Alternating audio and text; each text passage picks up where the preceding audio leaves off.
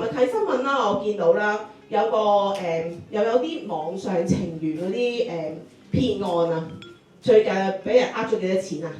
有冇睇下琴日有個新聞？500萬啊，係啊！其實我成日都諗，點解可以咁容易就呃500萬嘅咧？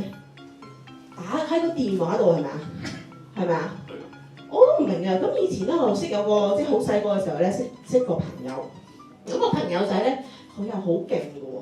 佢咧其實個外形咧係唔亮麗嘅，比較豐滿啲啦，隻眼又比較細啦，又唔係好識打扮啦。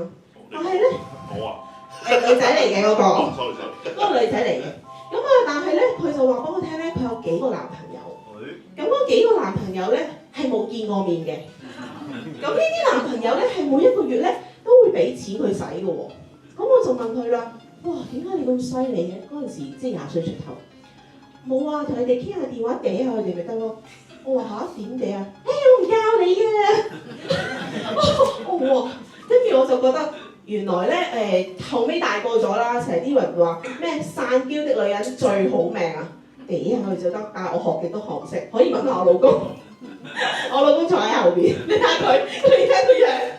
啱佢最真。咁所以咧，我都要加強訓練，係咪啊，爹哋？你繼續講下。